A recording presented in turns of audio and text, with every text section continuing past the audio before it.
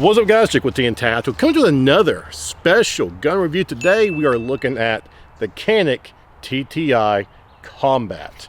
This is a gun that's actually been in my possession for a couple months now. I've had a lot of things going on and didn't really get a chance to give you a formal review until today. I did a video with Mr. Big Kid and Black Diamond Guns and Gear about like a month ago, and we gave you our initial thoughts about what we felt about this particular gun. If you want a little spoiler of what my thoughts are here on this video, make sure to check out Mr. Big Kid's channel for that review. We did our first shots down there with them, and we took this thing from 0 rounds through it to like about 500 rounds, without cleaning, of course. On my own free time, I've been able to put another 250 or 300 rounds through it, so roughly estimating about 750 or 800 rounds have been through this particular handgun so far. So with that being said, we are going to go over the specs and features of this particular handgun, give you our initial thoughts and impressions, and let you know if this is something that's worth your time, and more importantly, your hard-earned money. Let's see how she does.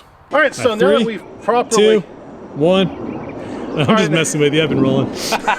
So this was a special collaboration between Terran Butler of Terran Tactical and Canik. They wanted to essentially come out with a new Canik handgun that had all the bells and whistles that you might typically find from a Terran Tactical firearm without the Terran Tactical price. By that, I mean this is probably the most Gucci'd up Canik firearm they currently have in their stable, and it's probably also the most budget-friendly Terran Tactical firearm you can buy. I can't really afford any other Terran Tacticals besides this one. At first glance, this firearm looks a lot like a Meta SFT or maybe even a Canik Elite Combat, but you'll find it's got a lot of different features that you won't find on any other Canik firearm right now at this moment. Now, starting with just the tip, we have to talk about the most prominent feature of the TTI Combat, and that is their unique compensator they've got here. You'll see, and yes, we are obviously empty there.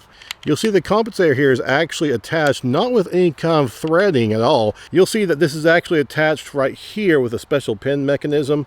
It's not threaded on. If you live in one of those states where you can't really have a thread barrel, this opens the door for you to have a compensator of some sort. At the very top here, you will see it's actually drilled all the way through the barrel to allow those portholes to kind of release some of the gas. The theory being that if you do that, it'll help kind of mitigate the recoil of a 9mm. Now, I know I can feel you typing away on those comments. You're going to say, oh, well, why do you need to have a compensator for 9mm? It doesn't have that much recoil. True, it doesn't. But you know what else doesn't? 5.56. We put muzzle brakes and all kinds of compensators on the AR-15s all the time, just because we want to make it as flat shooting as possible. So why wouldn't you want to do the same for a 9mm? If you can mitigate that recoil, why not? And on the other side of that, some people say that they've not really noticed a difference with a compensator on there. In the past, I've been one of those people as well. That being said, though, I am getting ready to do a full breakdown video of a few different compensators for 9mm and the features. So please stick around if you want to see that video coming out in the near future. I'm not a huge fan of Caniks, but I don't dislike them. So we're going to shoot this thing and see how she does. Now, that's right. It's contagious. So Jake from TTI Tacticals over here. But basically, that's right. Let's see how she does. But going back to the TTI Combat, the full barrel length is roughly about like 4.5, 4.6 inches long. So very similar to the Meta SFT that they've come out with in the past. That's including the compensator, because again, the barrel does come all the way to the very end there as well. Of course, this is new. This is the first time they've ever done that. Do they plan on releasing other Caniks in the future with compensators? Probably. I would. Up top here, you will see that you've got a green fiber optic, and I have to say I'm always a fan of green over the red. This has 2 openings here, so it's extra bright no matter how low light you might have. And as you can see on the camera here, it's already stupid bright. You'll see you've got lots of fancy windows here, lots of cutouts in the top, as well as the sides there on each side. And then you'll see you also have some slide serrations in the front as well as the back there. Now in the past, I've shot a lot of Canik handguns, and this is probably like my 5th one. I have to say that as far as the slide serrations go, they definitely feel a lot more crisp, a lot more sharp. I don't know if that was a Terran Tactical thing or if that was just something they decided to do, but it definitely feels like you can get a better grip on it and it's not going to slip. Moving further back, you'll see this thing has got Terran Tactical logos all over the place, up here at the very top there, as well as on the other side right here. You'll see that there is very slight fluting in the barrel. It's not super deep, it's just kind of there. It's kind of hard to tell if that's going to have any actual performance impact as far as the cycling of the action goes, but they're there so you can see them. You'll notice here at the very bottom, we've actually got some rail slots here so you can put your lights and lasers and coffee makers and all kinds of bullshit on there. Now moving further back, we do have stippling on the sides here for your thumb to kind of stay nice and firm. You do have your slide lock there. Of course, that's on both sides there, ambidextrous, as well as the slide release. release. It's also ambidextrous. It's also got some pretty nice little sharp cuts that were added there as well on both sides. You'll see back here at the front of the trigger guard, we've got some little grooves as well as a nice little bit of cutout there for those that like to have gloves on and stuff. You can do so comfortably. You've got a very nice aluminum mag release here with some texturing there. It is ambidextrous, so you can swap it to the other side if you wish as well. The trigger has the same diamond cut texturing as the mag release. And with that being said, the trigger has to be one of the sweetest parts about this firearm. So again, nothing in the gun. Okay, everything's free. Check this out. Check out the release. Look at that. Almost no take up at all. You've got your safety. Okay, very loosey-goosey, very nice. You start pulling it, super light, and there's the wall right there. Pull. So about 3 or 4 millimeters in. Reset. Look at this. Look how tight that is. Immediate reset. Once more.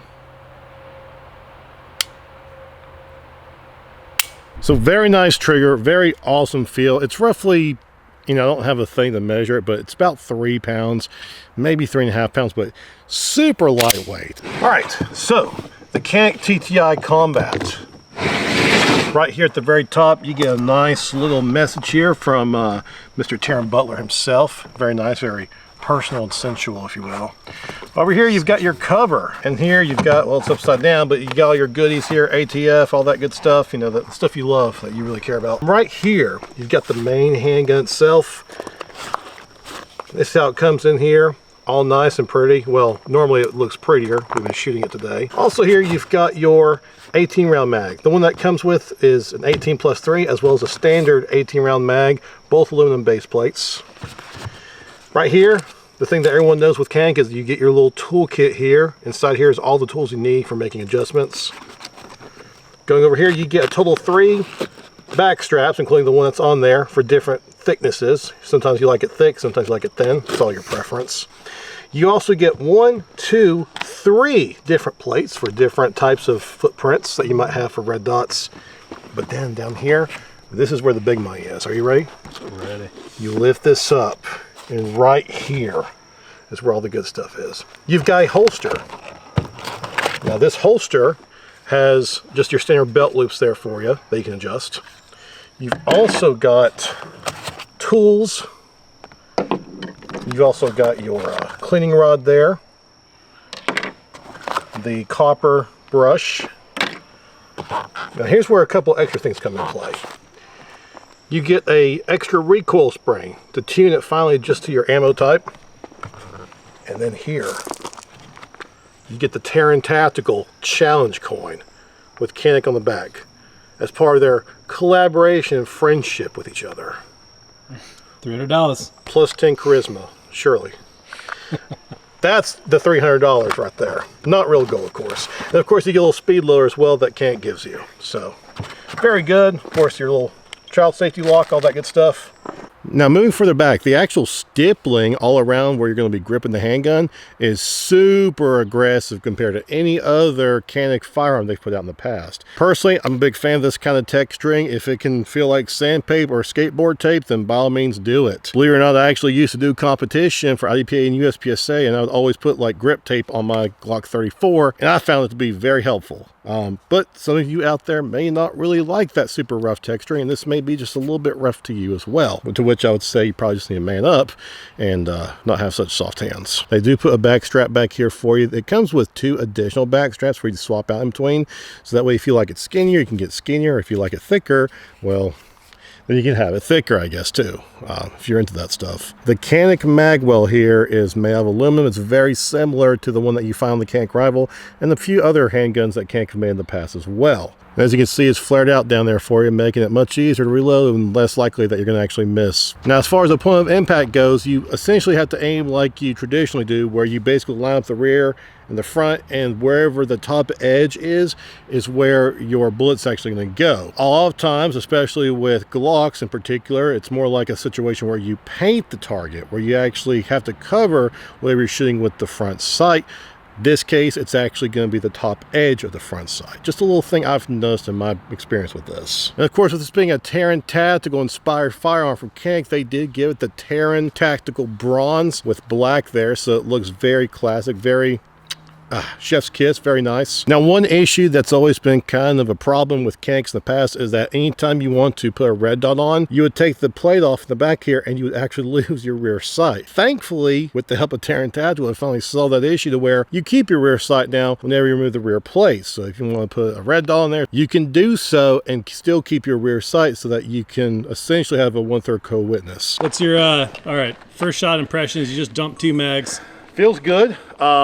Like the trigger, obviously. It's sweet with the 9-degree flat face trigger.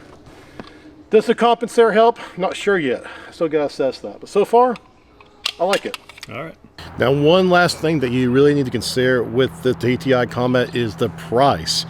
This firearm comes in at MSRP about $950, but that being said, you might find it around $900 if you go to your local gun shops. $900 for a Canik firearm, even if it is all Gucci'd up with Terran tactical stuff, is extremely high. I mean, for that price, you get that all-metal frame Canik Rival. It's a big pill to swallow for something like this. That being said, though, it is extremely reliable, and I've had 0 malfunctions whatsoever in 750 rounds so far. Does that mean it'll never have an issue?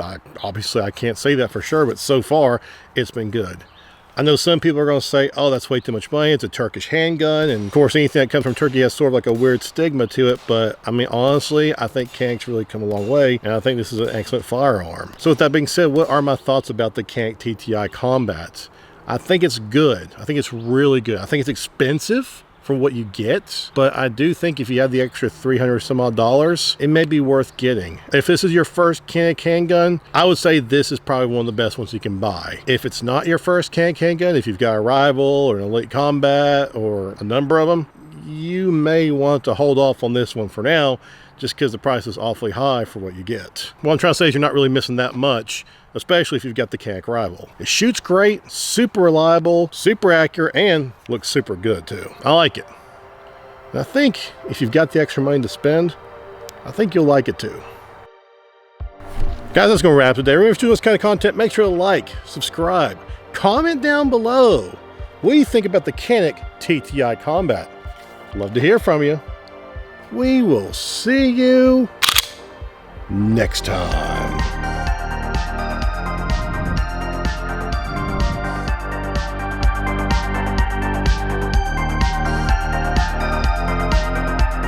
But you see you've got multiple slots there. Holy shit. I bought this property so I can shoot somewhere out in the wilderness and not have any disruption, but I mean, here we are.